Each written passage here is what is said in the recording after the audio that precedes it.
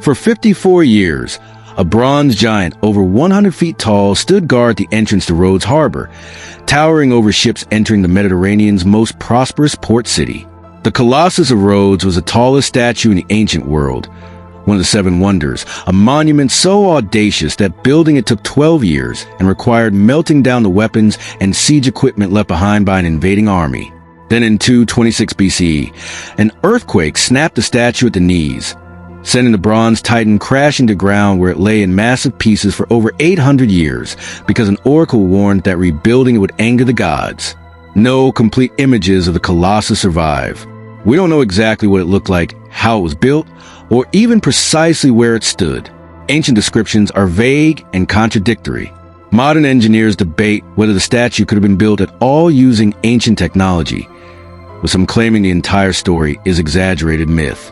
Yet there's enough archaeological and historical evidence to confirm that something extraordinary once stood on Rhodes, and recent technological advances combined with modern engineering analysis are finally allowing us to understand how the ancient Greeks might have achieved what seems impossible, building a skyscraper-sized hollow bronze statue that stood for half a century in one of the Mediterranean's most earthquake-prone regions. The story of the Colossus begins not with construction, but with war. In 305 BCE, Demetrius Poliorcetes, a Macedonian general whose name literally means besieger of cities, attacked Rhodes with one of the largest military forces ever assembled to that point.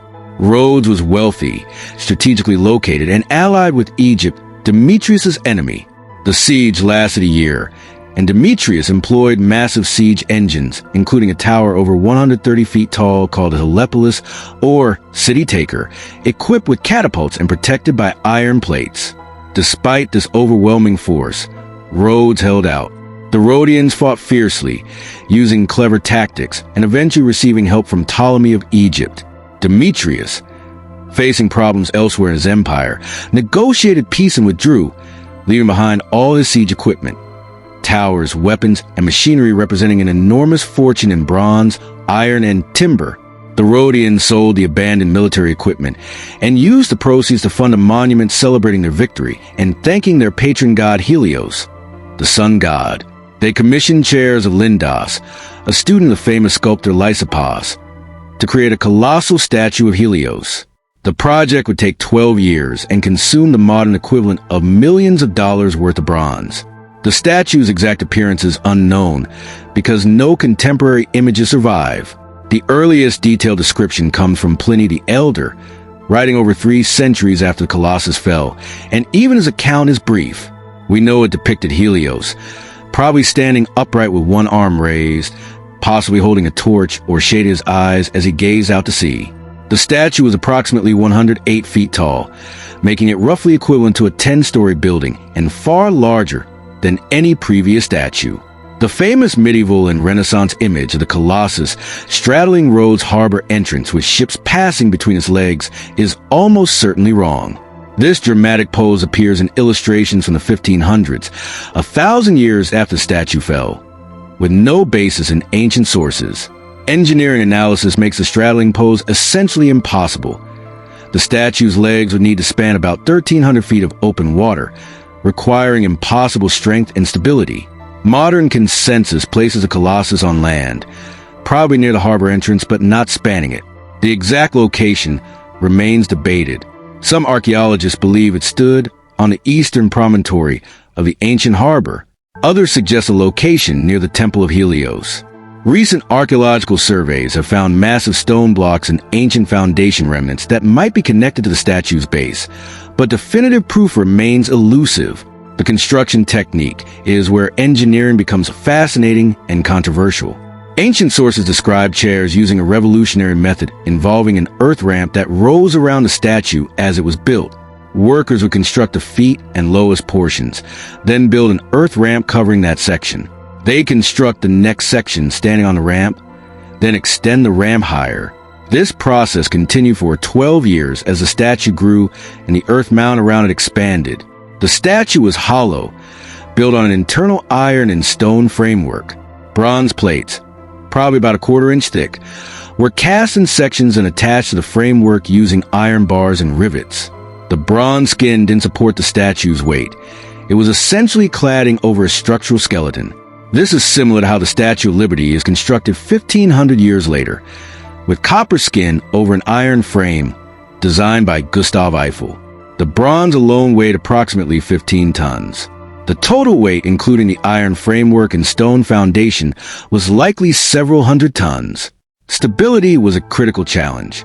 A 100-foot-tall structure with a small base is inherently unstable, especially in an earthquake zone. The Greeks must have used a massive foundation with a base buried deep in stone, creating a low center of gravity. The internal framework probably had diagonal bracing and may have included stone weights in the lower portions, adding ballast. But was this actually feasible? Modern engineers have analyzed whether ancient Greeks could build such a structure with their technology, and opinions are divided. The optimists point to Greek engineering achievements, including massive temple columns, sophisticated bronze casting for smaller statues, and knowledge of leverage and structural principles. The Pharos Lighthouse in Alexandria, another wonder of the ancient world built around the same time, stood over 300 feet tall, proving Greeks could build very tall structures. The skeptics argue that scaling up bronze casting to the Colossus's size presents overwhelming challenges. Bronze is cast in relatively small pieces because large molds are difficult to manage and likely to have defects. Joining thousands of bronze pieces seamlessly while maintaining structural integrity is incredibly difficult. One engineering analysis calculated that the statue's legs alone would need walls over a foot thick to support the weight above, requiring far more bronze than ancient accounts suggest was available. The earthquake that destroyed the Colossus in 226 BCE provides some evidence for the skeptics. The statue stood for only 54 years before collapsing, suggesting it may have been structurally marginal. Ancient accounts say it broke at the knees, implying a structural weakness at that joint. Whether this was a design flaw, a material defect, or simply impossible demands on ancient engineering is unclear. The fallen Colossus became a tourist attraction in its own right. Ancient writers describe people visiting Rhodes to see the enormous bronze pieces lying where they fell. Pliny wrote that few people could wrap their arms around a fallen thumb, and each finger was larger than most statues. The fallen giant lay on the ground for over 800 years, through the entire Roman period, until Arab forces captured Rhodes in 654 CE and reportedly sold the bronze as scrap to a Jewish merchant who needed 900 camels to transport all. This 8th century reluctance to rebuild is explained by an oracle that warned the Rhodians not to re-erect the statue, claiming the gods had shown their displeasure by knocking it down. Ptolemy III of Egypt reportedly offered to fund reconstruction, but the Rhodians refused, respecting the oracle's warning. This superstitious caution meant the statue was never rebuilt, and detailed knowledge of its construction was gradually lost. Medieval writers embellished the Colossus' story, creating the straddling-the-harbor image that persists in popular imagination despite being physically impossible. This legendary exaggeration made separating fact from fiction increasingly difficult. By the Renaissance, the Colossus had become more myth than history, a symbol of human ambition rather than a documented archaeological reality. Modern interest in reconstructing the Colossus has emerged several times. In 2008, a group of Rhodian enthusiasts proposed rebuilding the statue using modern materials and engineering, suggesting a location on the harbor's eastern breakwater. They argued reconstruction would boost tourism and honor Rhodes' ancient heritage. The project gained international attention but has not progressed beyond planning stages due to enormous costs, engineering challenges, and disagreements about appropriate location and design. A more ambitious proposal emerged in 2015 suggesting a new Colossus over 400 feet tall, 5 times the original height, incorporating a museum, library, and cultural center inside the statue. This would be a modern architectural landmark rather than an archaeological reconstruction, using the Colossus' legend as inspiration for contemporary design. This proposal has also stalled due to funding challenges and questions about whether such a structure honors or exploits the ancient monument's memory. These reconstruction debates highlight a fundamental tension in archaeology and heritage management. Should lost wonders be rebuilt to allow people to experience them? Or does reconstruction diminish the authentic remains and distort our understanding of the past? The Parthenon in Athens remains a partial ruin rather than being rebuilt because scholars believe the authentic ancient structure, even damaged, is more valuable than a modern reconstruction. Similar arguments apply to the Colossus. Digital reconstruction offers a middle path. Computer modeling allows researchers to create accurate virtual representations of ancient structures without physical reconstruction. Several teams have created CGI models of the Colossus based on ancient descriptions and engineering analysis. These virtual reconstructions let people visualize what the statue might look like while preserving the archaeological site undisturbed. Recent archaeological work on Rhodes has focused on locating the statue's original position and finding any surviving foundation elements. Ground-penetrating radar has revealed ancient structures beneath modern Rhodes that might be connected to Colossus, but definitive identification remains challenging because the ancient city was extensively rebuilt in medieval and modern periods, obscuring earlier remains. One intriguing discovery is a series of massive stone blocks near the ancient harbor that some archaeologists believe could be the Colossus's foundation. These blocks are far larger than necessary for normal construction and show evidence of having supported enormous weight. If these are indeed the statue's base, they provide crucial data about the Colossus's actual location and engineering, potentially resolving centuries of speculation. The Colossus raises broader questions about ancient engineering capabilities. We know Greeks and Romans built remarkable structures that survived millennia, but did they occasionally reach too far, attempting projects beyond their technological capabilities? The Colossus's 54-year lifespan before collapse suggests it may have been at the edge of what ancient engineering could achieve, a monument to ambition that slightly exceeded available technology. Alternatively, the earthquake might have destroyed even a perfectly engineered structure.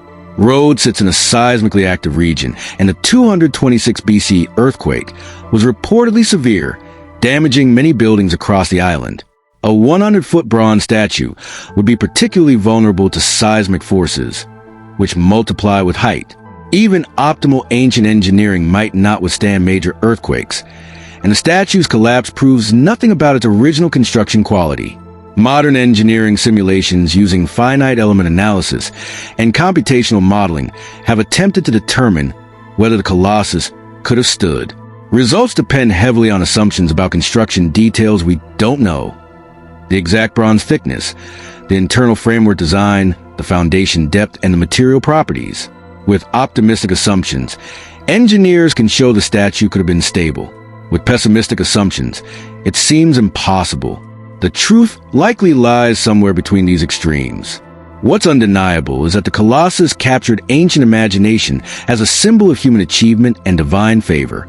It represented Rhodes at the peak of its power and prosperity, a city-state that had defeated the greatest military machine of its era and used the spoils to build the ancient world's tallest statue. That symbolic power survived the statue's physical destruction, making the Colossus one of the seven wonders despite existing for less than a century. The Colossus also represents the fragility of human achievement. 12 years to build, 54 years standing, then destroyed in minutes by natural forces beyond human control. The bronze giant that seemed permanent proof of Rhodes' greatness became rubble, then memory, then legend. This speaks to deeper truths about civilization's impermanence and nature's power that resonated with ancient people and remains relevant today.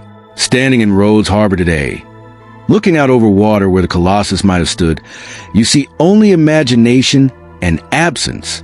No physical trace of the bronze giant remains visible, though somewhere beneath modern streets and buildings, ancient foundations might still hide. The Colossus exists now primarily in stories, descriptions, and artistic recreations, a monument known more through its absence than its presence. Perhaps that's appropriate. The Colossus was always as much symbol as statue, representing ideas, victory, divine favor, human ambition, technological achievement that transcend physical materials. The bronze is gone, but the legend endures, continuing to inspire and challenge us to understand what ancient people achieved and how they did it. Whether we ever rebuild the Colossus physically or understand it completely, its power as an idea remains, testament to humanity's drive to create monuments that touch the sky and challenge the gods.